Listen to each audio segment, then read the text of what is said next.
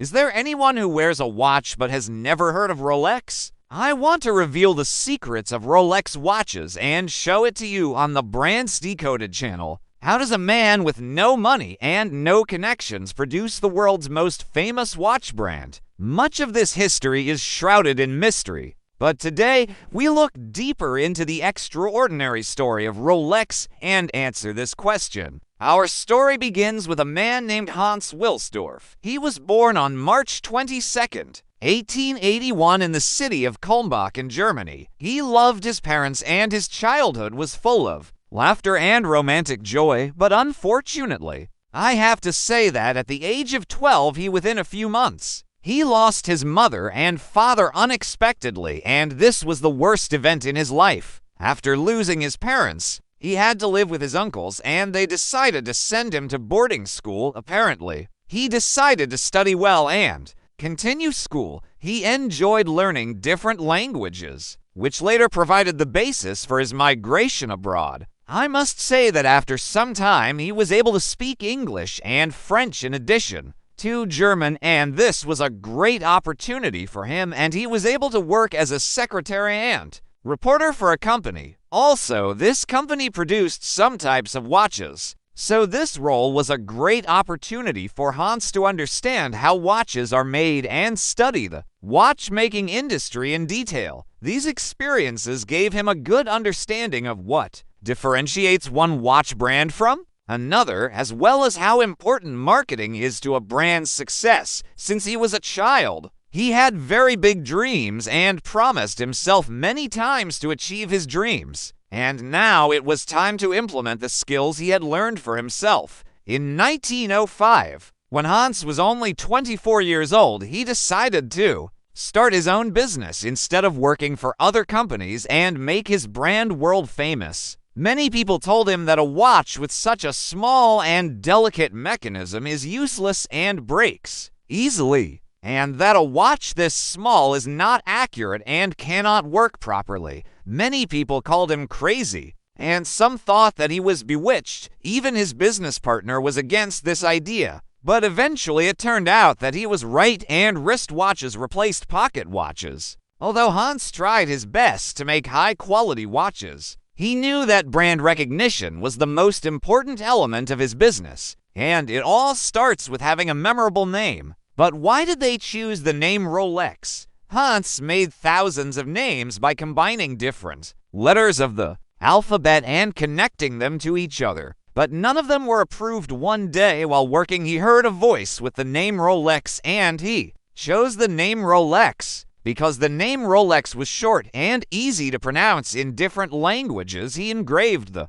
Rolex name on all his company's watches. And by doing so, he greatly contributed to his company's reputation. A few years later, they changed the name of the company to Rolex Watch Co., and very quickly their new wristwatches were selling very well. In 1910, Rolex became the first wristwatch. In 1914, the British Kew Observatory awarded Rolex watches a grade, an achievement that had never been awarded to any watch brand before Rolex. World War I broke out in 1914, by which time Rolex's London headquarters had more than 60 employees on its payroll and had become a center for exports to every market. However, during the war, Britain's enemy Germany, and since Hans was originally German and had a German name and accent, he faced problems. During the war, the British government imposed import tariffs on 33 luxury goods, and this did not go well at all. So to avoid any conflict and get huge tax benefits, Hans decided to move Rolex from England to Switzerland, which was neutral during the war. World War I was one of the best opportunities for Rolex advertising, as wristwatches became popular among the military due to their convenience and portability. In the early 1920s, Hans put his watches on explorers, athletes, and countless other successful people, creating an association in the minds of consumers between successful people and Rolex. Hans, in fact, he sold the result of using his product instead of the product itself, which was the best advertising method. He also published hundreds of skillful advertisements on radio and newspapers. But how are waterproof watches made? For example, Hans had heard from an English swimmer about the need for a high-quality waterproof watch. After thinking about this, Hans was convinced to make his own waterproof watch. He unveiled the new Rolex waterproof watch, which had been in cold water for over 10 hours and was now working perfectly. Hans told Rolex dealers to put waterproof watches in aquariums so that aquarium fish would swim around the watches. More interestingly, he has made it his mission to make sure that the most popular people in the world wear Rolex, especially those who are involved in daring challenges. For example, the first ascent of Everest was done by someone wearing a Rolex. So really,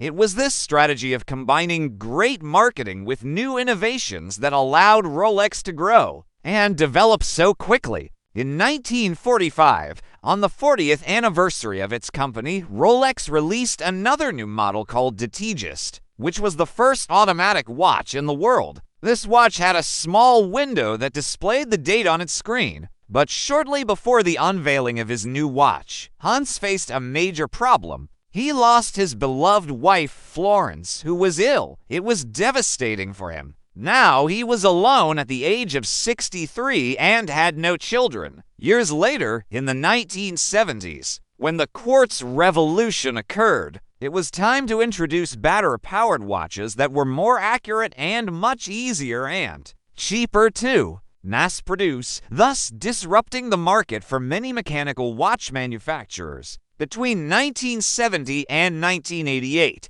the number of Swiss watches dropped from 90,000 to 28,000. But despite this, Rolex held its own. So the question is, what makes Rolex different and special? Because Rolex is not just a watch, but a special brand. For example, when the Newman watch was sold at an auction for an amazing price of $17.7 million, the record was broken. While there is definitely no need to spend so much to buy a watch, some people outright say that Rolex watches are really well made, and that's why they're so expensive, because you're buying something that will last you a lifetime, and that's a great feeling. But that's certainly not the whole story. Because you don't have to spend thousands of dollars to buy a watch that will last for a long time. It's clear that Rolex is not just a watch, but an icon. It seems to be a fairly universal symbol of wealth, from rappers on the streets of New York to members of the British royal family.